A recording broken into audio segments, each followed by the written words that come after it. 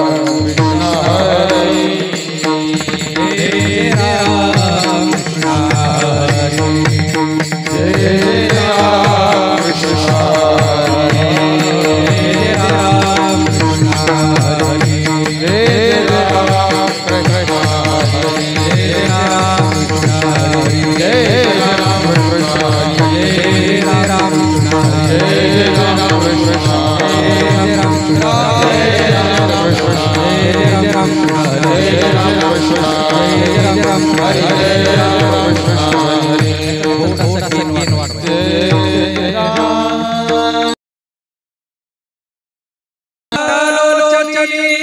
सुख झाले उसादली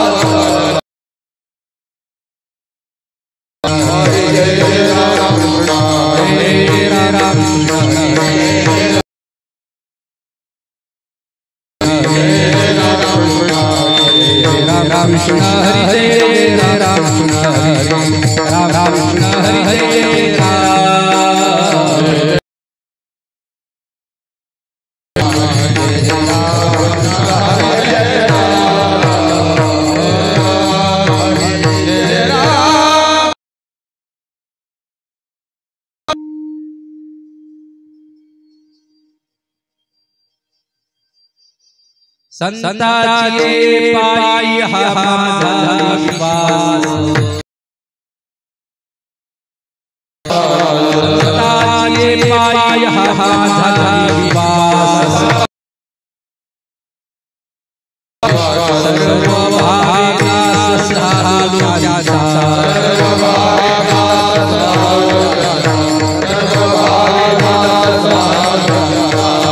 संताचे पायी हा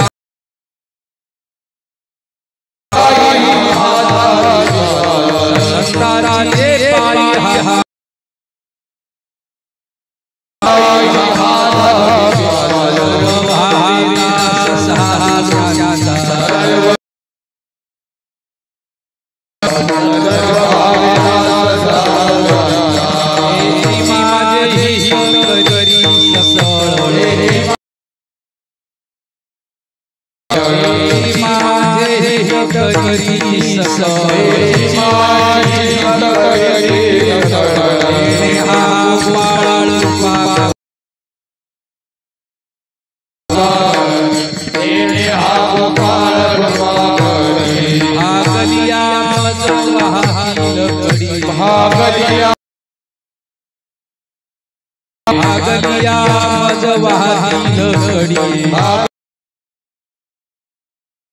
भागलियाने जोडे सर्व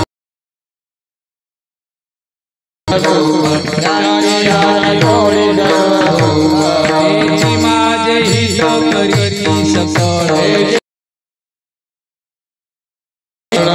माझे हित करी सकळ हा गोपाळ कृपा कर तेणे हा गोपाळ कृपा कर एका म्हणे शेष सेविन आवडी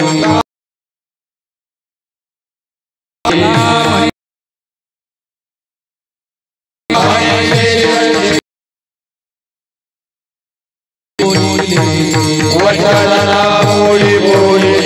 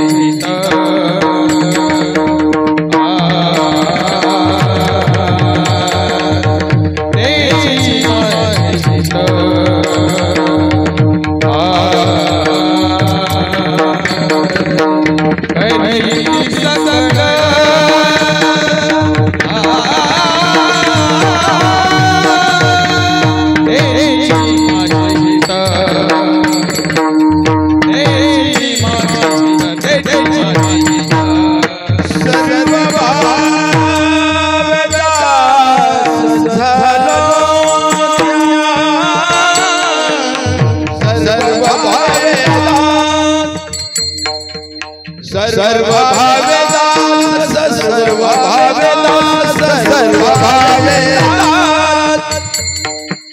चालो ये देवी माझे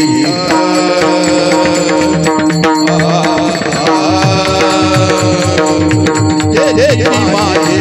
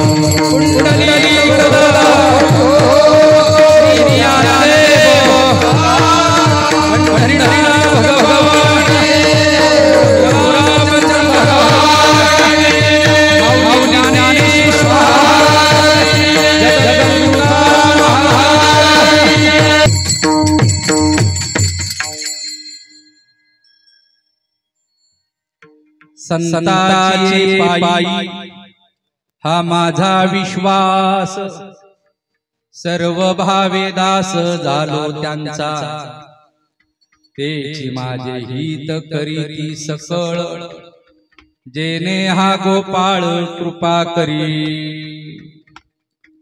भागली या मज वाहतील कडिये, त्यांची याने जोडे सर्व सुख, तेची माझे हित करीती सकळ, जेने हा गोपाळ कृपा करी।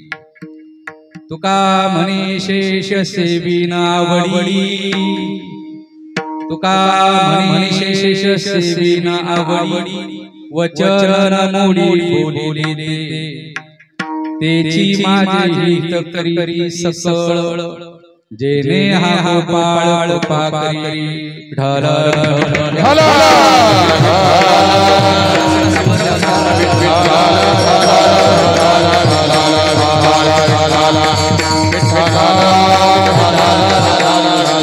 समचरण सरोजम सांघनिलादाभम जघनघनित पाणी मंडन मंडनाना तरुण तुलसीमालाधररञ्जनेत्रं सदयजवलहासं चिन्तयामि अलङ्कापुरीरम्यसिंहासनस्थं पदाम्बोजतेजस्फुरदिप्रदेशं विधीन्द्रादिदेवैः सदा स्तूयमानं समाधिस्थमूर्तिं भजे ज्ञानदेवम् जयांचे केल्या स्मरण होय सकल विद्यांचे अधिकरण तेची वंदोनी श्री चरण श्री गुरूंचे ते नमस्कारोणी आता नमो सद्गुरु तुकया ज्ञानदीपा नमो सद्गुरु सच्चिदानंद रूपा नमो सद्गुरु भक्त कल्याण मूर्ती नमो सद्गुरु भास्करा पूर्ण कीर्ती आता विनव वाग्विलासी जे चातुर्यार्थ कलाकामी ते शारदा विश्वमोहिनी नमिनी मनोजव मारुत तुल्य वेगम जितेन्द्रियं बुद्धिमतां वरिष्ठं वातात्मजं वानरयूतं मुख्यं श्रीरामदूतं शरणं प्रपद्ये विठ्ठल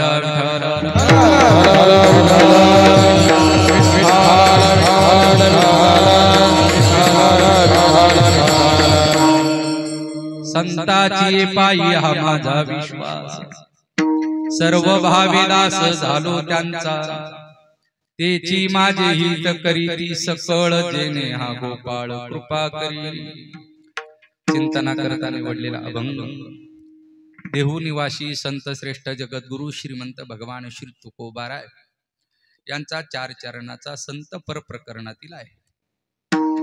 या अभंगामध्ये श्रीमंत तुकोबाराय आपण कुणावरती विश्वास ठेवला त्याचं दिग्दर्शन करतात। विश्वास ठेवण्याचं कारणही तुकोबाराय या अभंगामध्ये प्रतिपादित करतात। या विश्वामध्ये जीवन कृतार्थ करायचं असेल तर त्या जीवनाची कृतार्थता जे करतात ते संत आहे। संताशिवाय जीवनाला आकार देणार, संताशिवाय जीवनामध्ये एक सार्थकता प्राप्त करून देणार, संताशिवाय या जीवनामध्ये भगवंताची प्राप्ती करून देणार कुणी नाही हुआ। मानवी जीवन आणि संत या दोघांचं फार जवळचं असं नातं आहे पहा। मानवी जीवनातले संत वजा केले की मानवी जीवनाला अर्थ राहणार नाही, शून्य अर्थ त्याला प्राप्त होईल। आपल्या जीवनाला जो अर्थ निर्माण झालेला आहे, आपल्या जीवनाची जी एक महती निर्माण झालेली, आपल्या जीवनाला जो आकार निर्माण झालेला तो संतामुळे झालाय। संत वजा करून बघा जीवनातले तुम्ही, संताशिवाय असलेली जीवन बघा आणि संतांच्या संगतीतले असलेली जीवन बघा, फरक दिसेल तुम्हाला। ज्यांच्या जीवनामध्ये सद्गुरू नाही, ज्यांच्या जीवनामध्ये संत नाही, ज्यांच्या जीवनामध्ये कुठल्या महापुरुषाची संगती नाही, त्यांची जीवन बघा तुम्ही कशी आहे। आणि जे संताच्या संगतीमध्ये राहतात त्यांची जीवन बघा कशी आहे। विठ्ठल विठ्ठल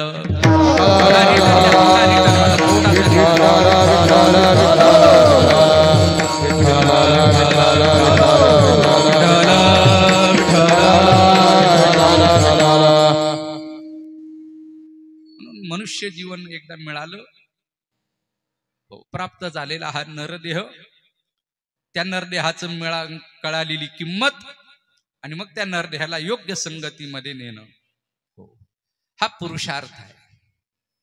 2 गोष्टी समजल्या पाहिजे, या देहाची किंमत समजली पाहिजे आणि या देहाला कुणाच्या संगतीत न्यायचं हे कळालं पाहिजे। ज्याला संगती कळाली त्याचं जीवन आनंदी आहे आणि ज्याला जीवनाचं मूल्य कळालं त्याचं जीवन आनंदी आहे। या देहाचं मूल्य ज्यांना ज्यांना समजलंच नाही त्यांच्या जीवनामध्ये दुःखाशिवाय काही नाही बुवा। आणि ज्यांच्या जीवनामध्ये संगती कळाली नाही त्यांच्या जीवनात दुःखाशिवाय काही नाही. विठ्ठल विठ्ठल. म्हणून संगतीने जीवन बदलतं, पण सर्वांच्या संगतीत जीवन बदलत नाही. बरं, खूप माणसं आहे, काही माणसं माणसाची मरेपर्यंत संगती करतात, मोठ्या मोठ्या माणसाची, पण ती संगत करून जीवन बदललं नाही. काही माणसं प्राण्याची संगती करतात, काही माणसं पक्ष्यांची संगती करतात, पण या सर्वांच्या संगतीमध्ये जीवन बदलत नाही. ज्यांच्या संगतीत जीवन बदलतं त्यांना संत म्हणतात. विठ्ठल विठ्ठल.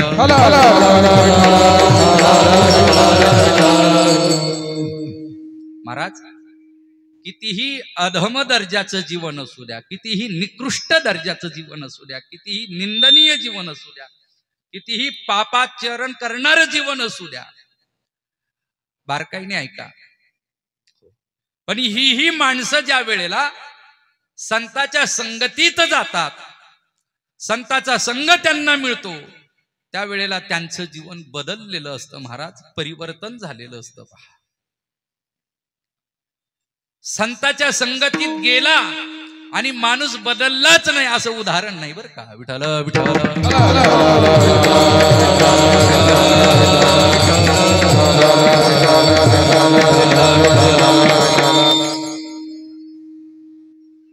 वर्षानुवर्ष आयुष्य माणसाच्या संगतीत राहिली पण माणसं बदलली नाही, पण साधूच्या संगतीत थोड्या वेळा करता गेली तरी माणसं बदलली. बदलवणारा संघ जर कुणाचा असेल तर तो संताचा संघ आहे. महाराज, संता संघाशिवाय कोणाच्या संगतीत बदल होत नाही. जीवनाला योग्य आकार संतांच्या मुळे आहे. जीवन योग्य दिशेने वाटचाल करतं ते संतांच्या मुळे वाटचाल करत आहे. म्हणून संत जीवनामध्ये खूप महत्वाचे आहे. आपण त्याला फार प्राधान्य देत नाही किंवा आपण त्याच्यावर फार विचार करत नाही, म्हणून आपल्याला त्या जीवनाचं फार मूल्य कळत नाही. पण परमार्थामध्ये अंतरंग परमार्थ करणाऱ्या मंडळींना विचारा, शुद्ध परमार्थ करणाऱ्या मंडळीला विचारा, अंतर्मुख होऊन परमार्थ करणाऱ्या मंडळीला विचारा, अध्यात्माची बैठक असलेल्या मंडळींना विचारा, संतांचं स्थान काय आहे जीवनामध्ये. उत्तर भारतामध्ये गेलो ते संतांना पूजणारे, महात्म्यांना पूजणारे, संतांची सेवा करणारी लाखो करोडो अशी श्रीमंत माणसं पाहायला मिळेल का? त्यांना संतांची उंची कळाली, संतांचा अधिकार कळाला. आणि आपल्याकडे जरासं थोडंसं संतांचं मूल्य फारसं नाही. संतांचा अवमान करणारी, संतांचा अनादर करणारी, संतांची चेष्टा करणारी माणसं आज आपल्याकडे पाहायला मिळतात. का? तो अधिकार कळाला नाही, ती उंची कळाली नाही, त्यांचं सामर्थ्य कळालं नाही. बरं का. सामर्थ्य कळालं की मग माणसं पळतात, पण सामर्थ्य कळत नाही तोपर्यंत माणसं धावत नाही तिकडे. पण ऐका, ज्यांना ज्यांना जीवन आपलं कृतार्थ बनवायचं त्यांनी संत पाहिले पाहिजे, त्यांनी संताचा संग केला पाहिजे, त्यांच्या संताच्या मार्गदर्शनाने चाललं पाहिजे. हो, जेवढी संत परंपरा आहे आपली ती सर्व संत परंपरा पहा, हो, दोघांचंच वर्णन करतात. हो, सर्व संत देवाचं वर्णन करतात आणि सर्व संत संतांचं वर्णन करतात. विठ्ठल विठ्ठल.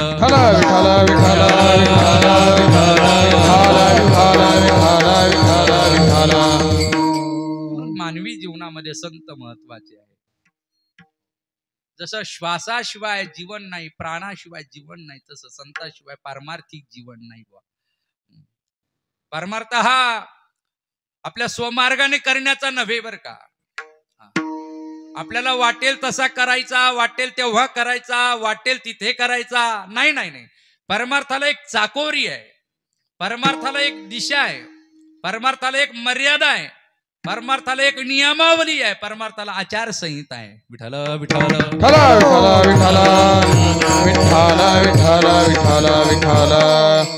परमार्थ हा काय म्हणजे असं सैराट धावण्यासारखा नाही बरं. हो, आलं मनाला नाही तर गेले शेणाला असं काही नाही बरं. परमार्थामध्ये एक नियमावली, महाराज नियमावली, एक आचारसंहिता आहे. परमार्थ हा खूप विचारपूर्वक करण्याची गोष्ट आहे. म्हणून तर तुकोबारांनी म्हटलं पहा, तेथे व्हावा पोटी अनुताप, तेथे व्हावा पोटी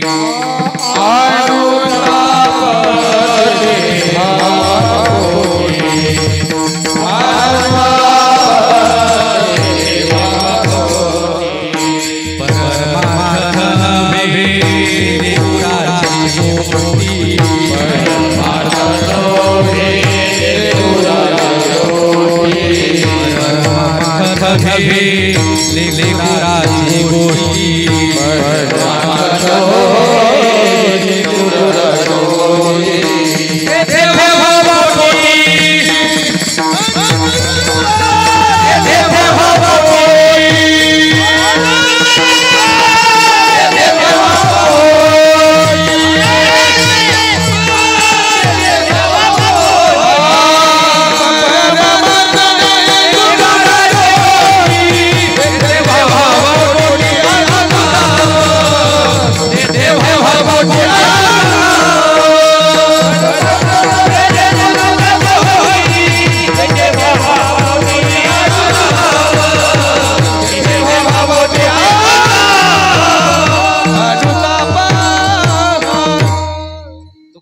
बोलतात परमार्थ नव्हे लेकुराचे गोष्टी तेथे व्हावा पोटी अनुताप. अहो परमार्थ काय हा कुणी यावं कुणी करावं असं नाही बरं.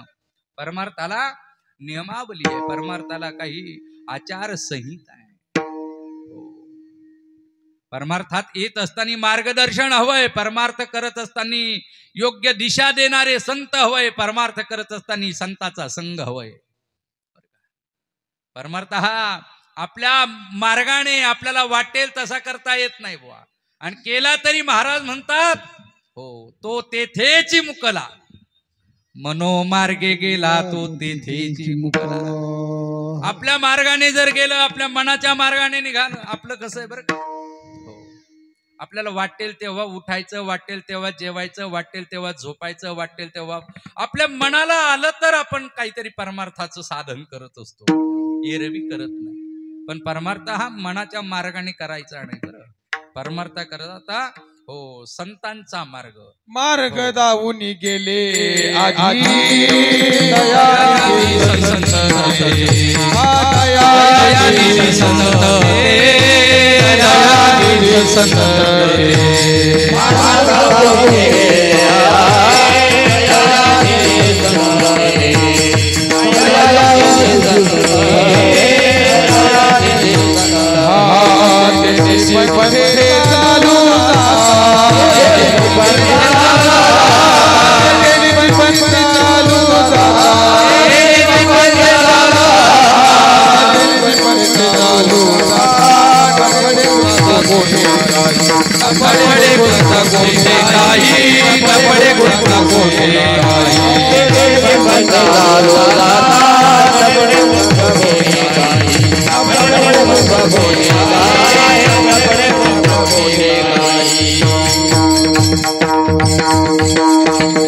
परमार्थ करण्याकरता मार्गदर्शन हवंय. संतांनी मार्ग दाखवण्याचं काम केलं. संत हे परमार्थाच्या क्षेत्रामध्ये अतिशय महत्वाचे आहे. सर्व संतांना बघा तुम्ही, त्या सर्व संतांनी आपला स्वतःचा मार्ग निर्माण केला नाही बर का. वेद मार्गी मुनी गेले आणि त्याची मार्गी चालिलो महाराज म्हणतात. पुढे गेले त्यांचा शोधित मार्ग, चला जाऊ माग घेत आम्ही. हो ज्ञानोबाराय पण बोलतात, व्यासांचा मागोवा घेतू भाष्यकारा ते वाट पुसतू. हो ज्ञानोबाराय सुद्धा स्वतःचा मार्ग निर्माण नाही करत. हो ज्ञानोबाराय सुद्धा संतांच्या मार्गाने मार्गक्रमण करतायत. आणि संत ही आपल्या मनाच्या मार्गाने नाही चालत, संत वेद प्रणित मार्गाने चालतात. वेदाने दाखवलेला मार्ग ऋषी मुनींनी आचरला, ऋषी मुनींनी आचरलेला मार्ग संतांनी आचरला, आणि संतांनी आचरलेला मार्ग आपण आचरायचा आहे बुवा. विठ्ठल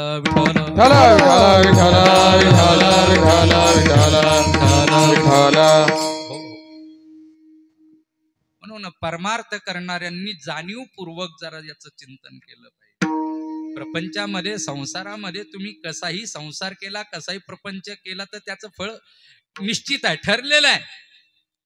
पण परमार्थाची फलश्रुती हवी असेल तर कसाही परमार्थ करून चालणार नाही. कसाही हो आपल्या मनाने करून चालणार नाही बुवा, संतांनी दाखवलेल्या मार्गाने करावं लागेल आपल्याला. विठ्ठल विठ्ठल विठ्ठल विठ्ठल म्हणून संत वाङ्मय बघा तुम्ही, प्रत्येक संतांचं मार्गदर्शन घेतायत. प्रत्येक संतांची शरणांगती करतात. प्रत्येक संतांच्या संगतीमध्ये राहतात. सर्व संतांची अभंग गाथा वाचा, ज्ञानेश्वरी वाचा, सर्व वाङ्मय वाचा, तुम्हाला संतांनी दोघाची संगती केलेली दिसेल. हो, कधी कधी देवाची संगती केली, कधी कधी साधूची संगती केली. मला वाटतं या दोन संगतीशिवाय संतांचं जीवनच नाही. संत संगती देई चरण सेवा, जेणे तुझा विसरण पडावा, हाची भाव जिया विवा पुरदेवा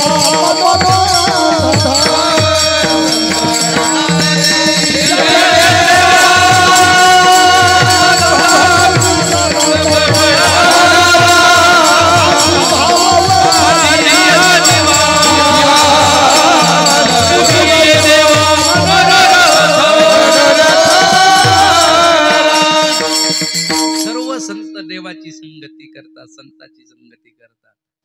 हो, आणि या जगामध्ये संगती करता हे दोनच योग्य आहे. विश्वास ठेवण्याकरता हे दोनच योग्य आहे महाराज.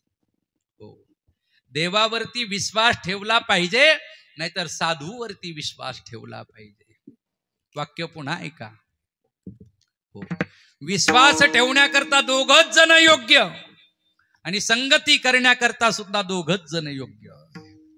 हो, संगती करण्याकरता देव आणि संत हेच योग्य आहेत, आणि विश्वास ठेवण्याकरता सुद्धा देव आणि संत हेच योग्य आहे.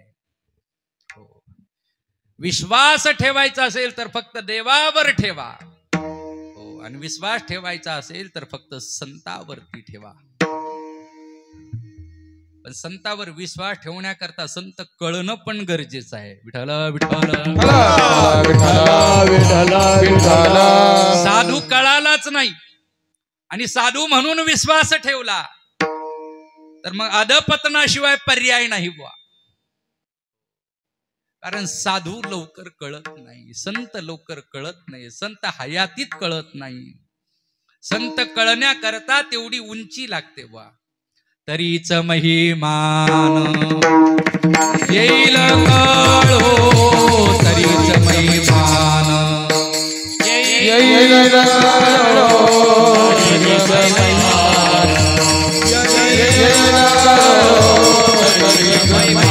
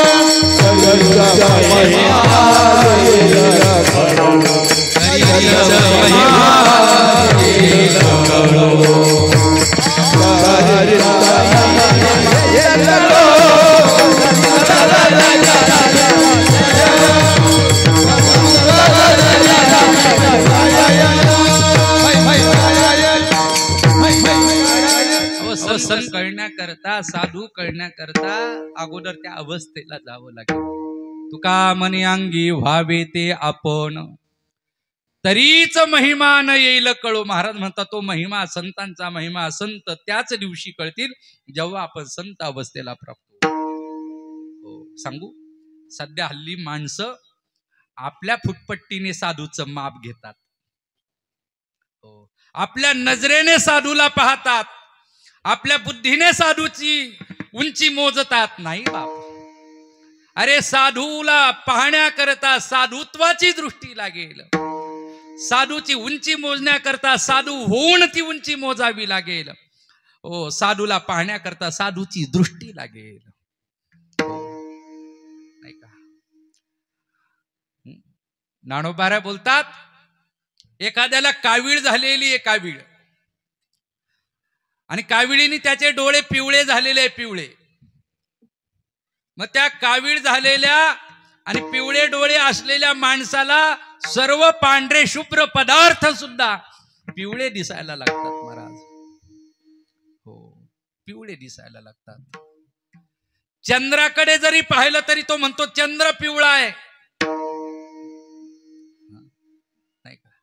किंवा ज्ञानोबा अजून एक दृष्टांत देतात. ज्ञानोबा म्हणतात, एखाद्याला ज्वर झालेला आहे, ताप आलेला आहे, आणि ताप आल्यानंतर दुधाचा जो स्वभाव आहे, दुधाचा जो गुणधर्म आहे, वास्तविक कोणत्याही गावातलं असू द्या, कोणत्याही जिल्ह्यातलं असू द्या, दूध कसं आहे?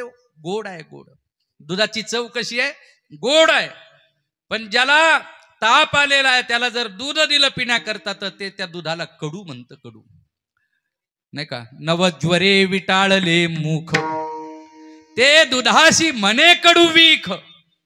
जसं त्या नवज्वराने, हो, त्याचं जर मुख जर कडवट पडलेलं असेल तापेमुळे, जर त्याच्या तोंडाला चव नसेल तर ते दुधाला सुद्धा कडू म्हणतं. खरं सांगा, दुधामध्ये गोडवा असताना त्या ताप आलेल्या माणसाला ते दूध कडू वाटतं का बरं? कारण त्याच्या तोंडाला चव नाही, त्या तापेने त्याचं तोंड कडवट पडलेलं आहे, म्हणून त्याला ते दूध सुद्धा कडू वाटतं. तसंच आहे, हो, ज्याला कावीळ झाली, ज्याचे नेत्र पिवळे झालेले, ज्याच्या नेत्रामध्ये दृष्टीमध्ये दोष आहे, त्याला साधूमध्ये सुद्धा दोष दिसायला लागतात. पण साधू साधू साधू त्याचंच नाव आहे महाराज. पाहता व गुण मिळे